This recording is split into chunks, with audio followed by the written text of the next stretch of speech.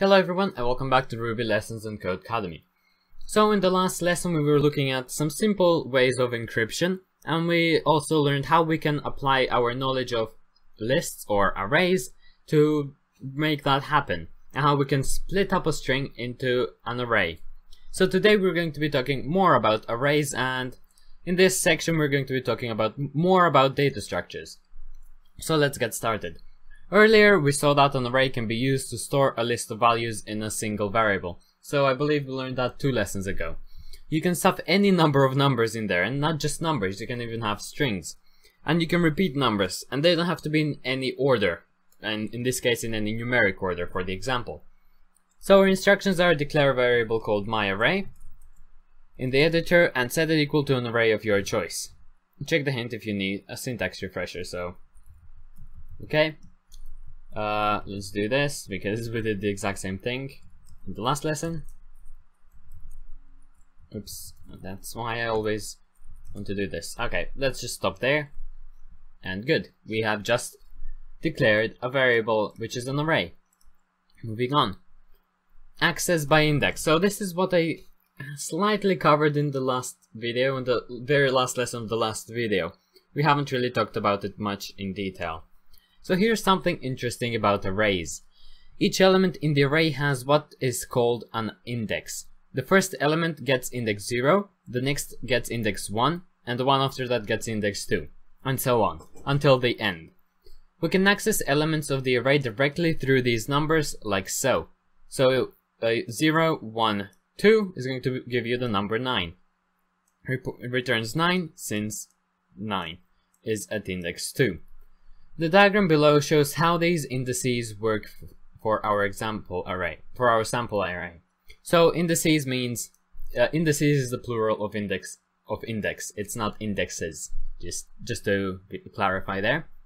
So you have the array 57920.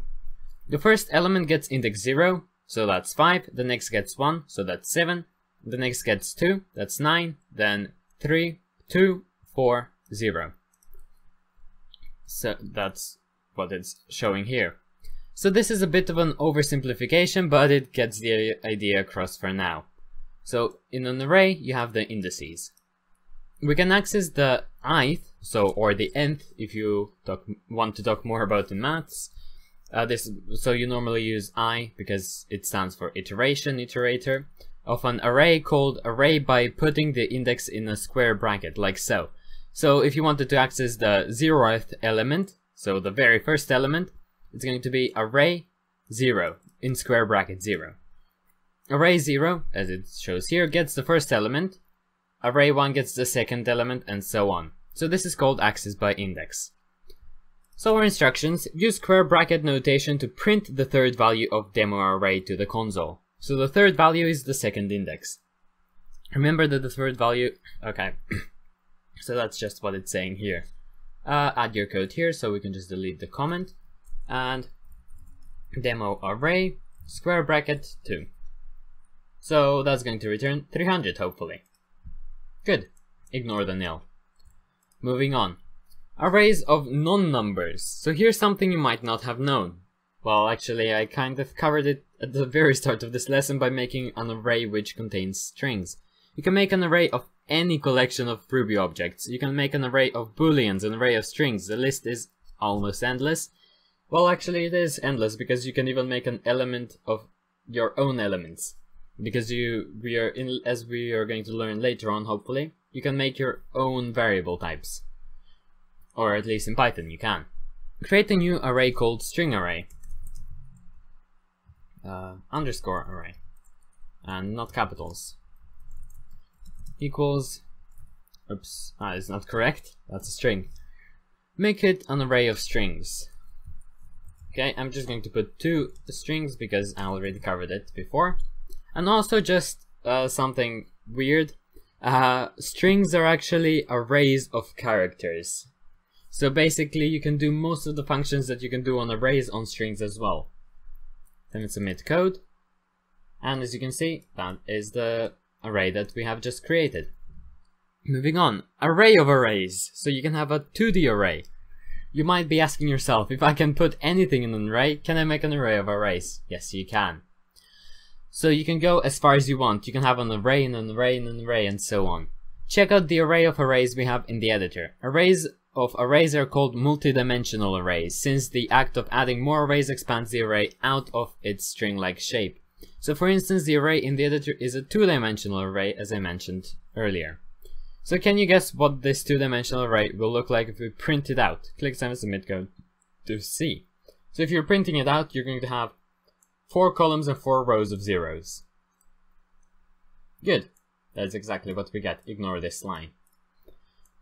And this can be quite useful, especially for older games, because older games use characters and 2D arrays to achieve their look. Characters, they can be any character, so you can even have like a block. Create your own. So let's actually make our own array.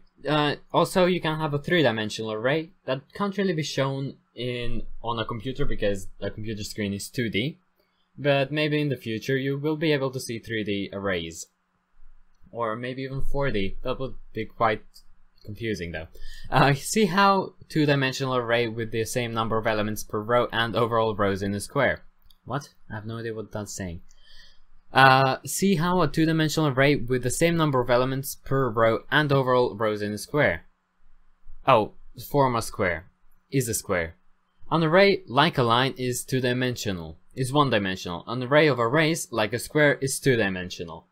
Okay, that makes more sense. So you can even have like a triangle if you start at 0, then 0, 0, then 3 zeros, and so on. So create your own 2-dimensional array called my2darray.